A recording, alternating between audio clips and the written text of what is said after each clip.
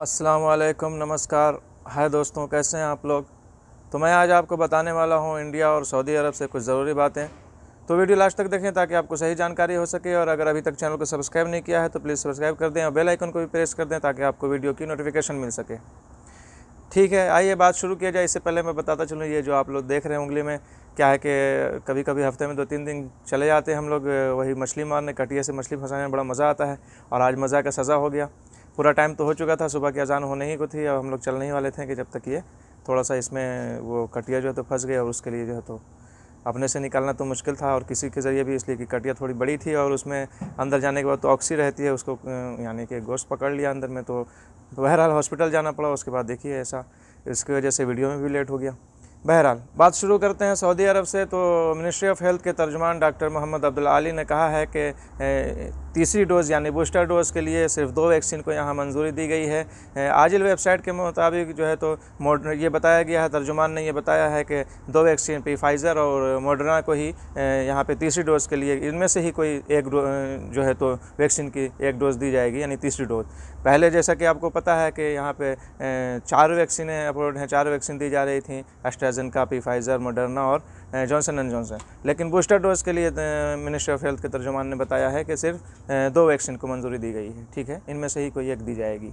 और आपको बताता चलूँ कि बताया गया है कि यानी देखिए वेरिएंट्स जो है नए नए आते रहते हैं, उसकी वजह से कई देशों में जो है तो कोरोना फिर से बढ़ने लगा है। तो सऊदी अरब में ये सब इक़दाम उठाए जा रहे हैं और इस वजह से ही अल्हम्दुलिल्लाह यहाँ पे कोरोना के केसेस कम हैं। जैसे कि आपने कल के पिछले 24 घंटे के रिपोर्ट में 30 ही सिर्फ आए थे, तो बहुत अच्छी बात है।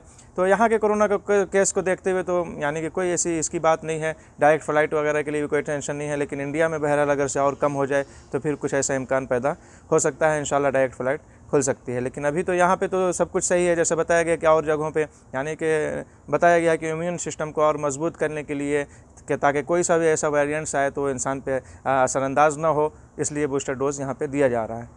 तो बहरहाल बात करते हैं तवक्कलना ऐप के अपडेट के हवाले से। तो खलीजी ममालिक के शहरियों और विज़िटर्स के लिए ये अपडेट किया गया है कि अब वो हज उम्रा के इजाज़तनामे जो है तो इसके ज़रिए ले सकते हैं। इसमें तवक्कलना ऐप में इसको शामिल कर दिया गया है। और अक्काज़ ख़बर के मुताबिक जो है, अक्काज़ अखबार के मुताबिक जो है तो इसमें और भी अपडेट करके एक सर्विस शुरू किया गया है, यानी ऐड किया गया है तवक्कलना ऐप में। अब जो है तो मस्जिदुल हराम में आने जाने के लिए जो है इसके ज़रिए ये इजाज़त लिया जा सकता है। इजाज़त तो यानी कि पहले जो हज उम्रा की इजाज़त की बात थी तमन्ना या तवक्कलना से, ये अलग है। और ये सर्विस जो है अब आप मस्जिदुल हराम जाने के लिए बस के टिकट की बुकिंग भी तवक्कलना ऐप के ज़रिए कर सकते हैं। और भी सर्विस जो है इसमें ऐड की गई है, तवक्कलना ऐप को अपडेट कर दिया गया है। ये अखबार अक्काज़ अखबार के ने बताया है। ठीक है, अब बात करते हैं सऊदी अरब में न्यू इमिग्रेशन कानून की। तो एक शख्स ने सवाल किया कि मुझे वहाँ से डिपोर्ट हुए सऊदी अरब से 6 साल हो गया है, तो क्या अब मैं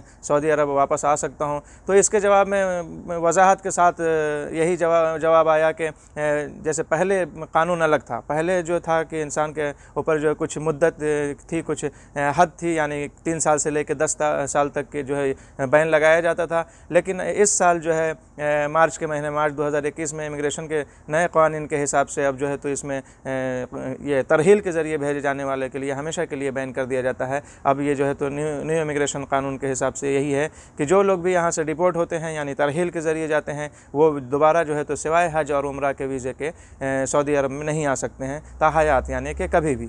ठीक है, यही बताया गया है। लेकिन सवाल इसलिए किया जाता है, इसलिए कि हमेशा से पहले से ऐसा कानून नहीं था। पहले से बल्कि कुछ सालों के लिए ही बैन लगाया जाता था। लेकिन ये इस साल जो है मार्च में जो आया है नया अपडेट, तो उसके हिसाब से अब जो है ये कानून लागू है। ठीक है, अब उन लोगों पर ये जो है तो ये नहीं होगा जो लोग शाही फरमान के ज़रिए, यानी कि अभी 5 साल पहले जिनको ये इजाज़त मिली थी, उन लोगों की बात अलग है। और बाकी जो है तो सबके लिए यही ऑर्डर है कि डायरेक्ट यही ऑर्डर है कि अब नहीं आ सकते हैं ममलकत में कभी भी सिवाय हज उम्रा के। अल्हम्दुलिल्लाह हज उम्रा के लिए जो है तो आ सकते हैं, इसमें कोई इसकी बात नहीं है। अब बात करते हैं इंडिया से। तो देखिए, राजधानी दिल्ली में 19 महीने के बाद जब स्कूल खुला, स्कूल ओपन हुआ, तो गार्जियन ने अपने बच्चों को इस तरीके से स्कूल पहुंचाया जैसे कि कोई बारात जा रही हो। आप लोग इस वीडियो में देख सकते हैं, जो कि सोशल मीडिया पे वायरल हो रही है। इस वीडियो में देख सकते हैं कि किस तरह से बच्चों को लेके गार्जियन जो है स्कूल जा रहे हैं, और स्कूल के सामने किस तरीके से, यानी जैसा लग रहा है कि कोई बारात आई है। तो इसमें लोगों में खुशियों का माहौल है कि चलिए अब जो है तो इतने दिनों के बाद 19 महीने के बाद लगभग जो है तो स्कूल खुल गया है, और बच्चे लोग अब बाज़ाब्ता स्कूल में पढ़ाई करेंगे। ठीक है, चलिए यही सब कुछ अपडेट थी जो मैंने सोचा कि आप लोगों के साथ शेयर करता। चलो मिलेंगे नेक्स्ट वीडियो में, अपना ख्याल रखें, खुदा हाफिज़, बाय।